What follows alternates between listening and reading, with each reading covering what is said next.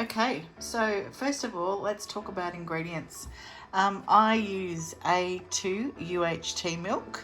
The reason why I use that is because it has gone through all the processes that needs to shorten the things that I have to do to it to make it so that I can make yogurt. I use A2 because our family find that for us it's better for our tummies, but you can use this if you want. That's one of the cheapest ones on the market and it works just the same. A full litre I use. Then for this particular batch, I'm going to use, now this is the Yoghurt pot set Greek yogurt. You have to use a natural pot set yogurt. Develop and inoculate your milk the best for if you use something like this. So I'm going to use the whole jar because what am I going to do with a half a jar?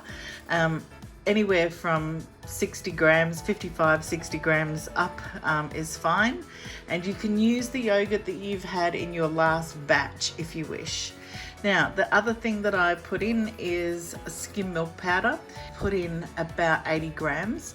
So you can put anywhere from 50 to 100 grams. But seriously, if you go over 100 grams, the texture of your yogurt won't be very nice, and it actually goes a bit slimy is probably what I would call it, stringy. So I use about 80 grams and I use skim milk powder. The reason for that is I figure I don't need to add the extra fat for full cream powder. All we're using this for is to actually take up some of the excess liquid, so it makes your yogurt thicker. Right, so how do I do it? So the first thing I'm going to do is I'm going to put a splash of milk in the bottom of my Thermomix. And when I say a splash, I don't measure it, I just put a small amount in there. You can see a quarter of the pack.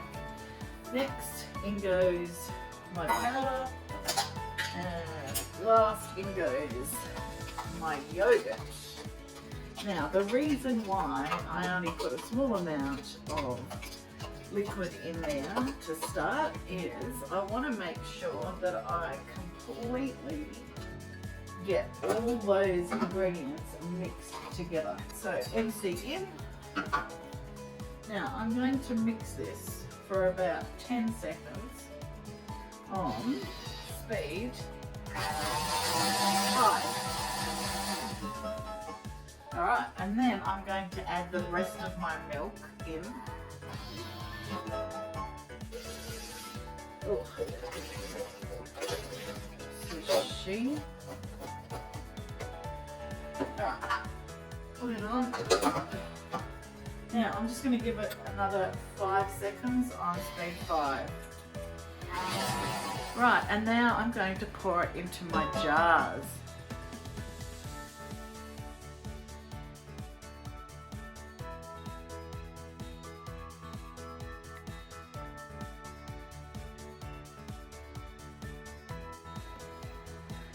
Okay, so after doing that, I've cleaned out my bowl, just given it a wash out.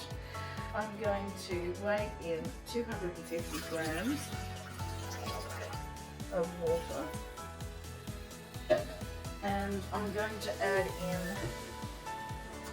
30 grams of vinegar. Now you can use anything you like here. That's an acid, so you could use lemon juice. Ascorbic acid is something else that they recommend. I just use vinegar. It's only there so that it stops your stainless steel from oxidizing. Okay, so what do I do now? I am going to go over to the fermentation mode.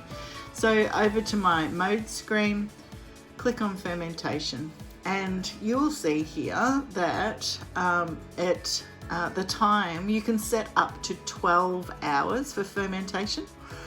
Yogurt usually sets between 8 hours and can go all the way to 24 hours if you want a nice strong flavored yogurt. I actually set mine to 12 hours because it's quite cool here often in my kitchen. So 12 hours gives me a little bit more time to make sure that my yogurt has actually set. Now, the next thing is you set between a temperature of 37 and 70 degrees. 70 is the temperature you want for your yogurt. I'm going to close that window. Now, when you first open up your fermentation mode, it comes to 8 hours, but you can change that. You can go less or more, but like I said, I actually go to 12 hours. It's automatically set at 70, but if you were doing something else, you can reduce that and just tap on fermentation and go. So 12 hours from now, I will come back and show you what my yogurt looks like.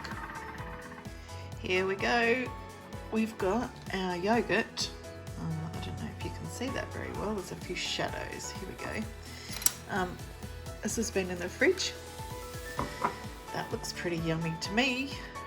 So yeah, that's how I make yogurt. Yum.